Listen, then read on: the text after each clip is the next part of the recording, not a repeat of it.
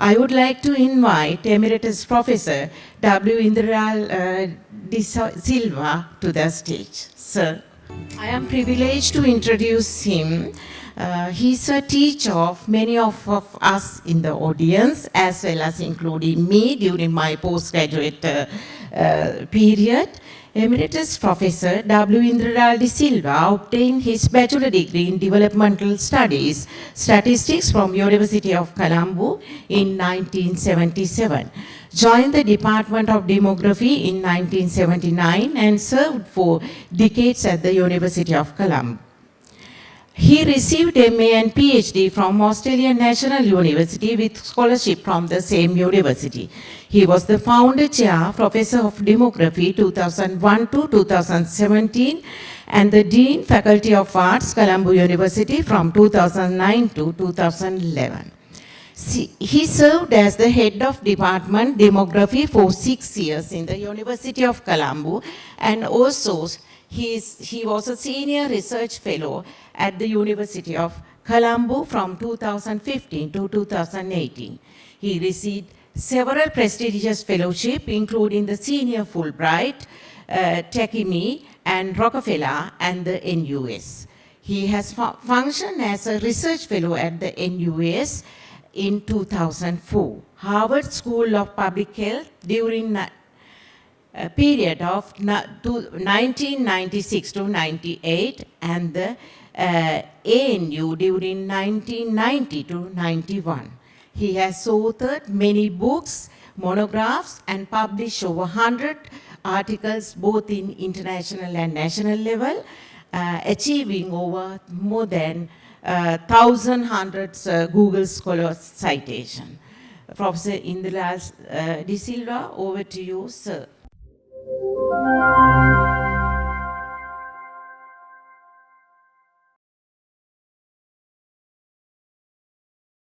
Good morning to all of you. Thank you very much for a kind introduction, Dr. Janaki Vidhan. Well, my presentation have a couple of sections. First section is basically from Korea. Therefore, Korean case, of course, I am presenting. These are the items I am going to present. The fertility change in Korea and the mortality change, and also factors contributing to fertility decline, and also effect of the demographic drivers on population change, and also population control policies of South Korea, and also policies produced after the fertility has plunged, and also structure of the South Korean population, what is happening to the South Korean population. Well, if you look at this particular graph, it is very clear. You can notice that I am first taking the blue line. The Korean fertility was quite high in 1960s. 1962, of course, 1960 it was more than 6 children per woman for Korea. And then it has declined to 0.72 by 2022 or 2023, 22 and 23 more or less same. What is most important is the other line, the orange line. You can notice that 1962, South Korean life expectancy was only 55 years combined. And Sri Lankan one was much higher than the South Korea. It was 63 years. South Korea was only 55, but Sri Lanka was 63. And then 2022, total opposite. South Korean life expectancy increased to 83, but Sri Lankan one is only 77. Therefore, you can notice that South Korean situations are much worse compared to Sri Lanka, but later on South Korea has achieved significant improvement. Now, if you look at this particular graph, what are the factors contributed for fertility change? Number one is abortion. You can notice that the left-hand side, until 1994, the abortion practice was very high in South Korea. South Korea, the abortion practice was very high because of, use of D&C, dilate and curettage. However, after 1994, the abortion pill, particularly RU486, has been used. Therefore, number of abortions and the abortion rate has declined, very significantly, but they consider in South Korea abortion pill as a contraceptive. Therefore, you can notice that not this one. You can see that the yellow line, the contraceptive use has increased significantly. Why is that? Number one, contraceptive, apart from the contraceptives, the abortion pill also considered as a contraception in South Korea. And then let me move into the marriage information. Again, it's very simple to understand. You can see the blue line, the age at marriage of men and women in South Korea. The blue line clearly indicates that mean age at marriage increased from 25 years to 34 years for men over the period of 1960 to 1922. And then if you look at the female case, the orange one, the female age at marriage has increased from 21 years to more than 31 years, roughly about 10-year increase. Then fertility has declined. The number 3 reasons are basically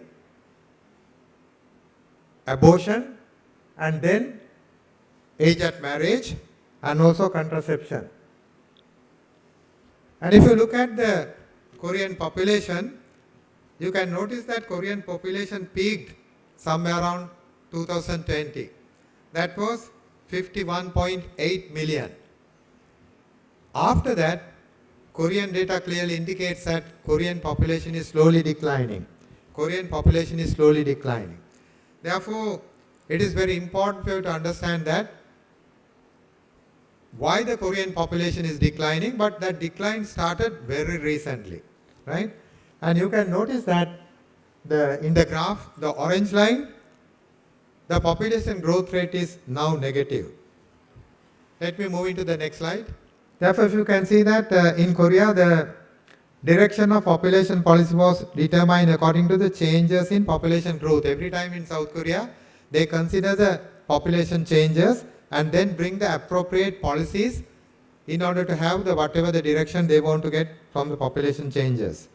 From 1950 to 2023, policies to control population growth was implemented in Korea. That means until up to 2004, Korea has implemented various policies to curtail or reduce the fertility. But however, after 2004, they have changed significantly. You can notice from 2004, in the top line, the state intervened to raise fertility. And also you can notice from the 2006, they have a policy they call First Basic Plan to raise the fertility.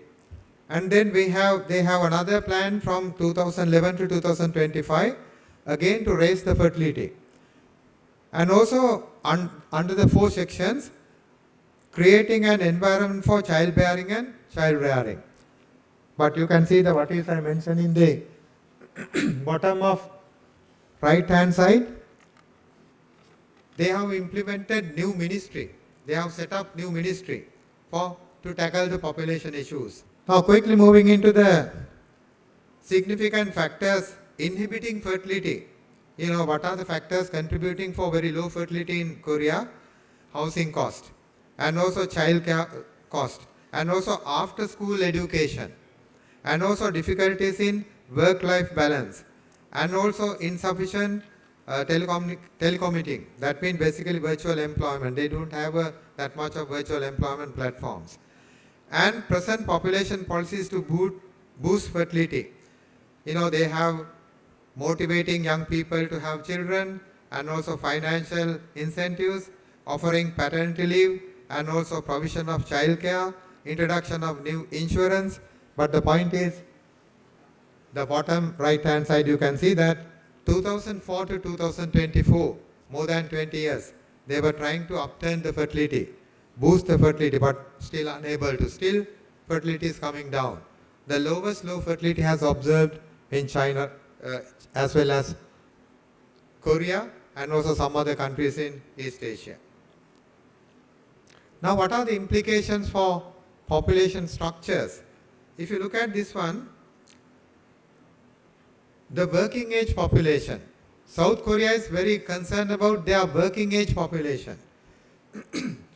2020, they have 72% of the population under the working ages, 15 to 64. But 2030, the working age population has declined to 66%.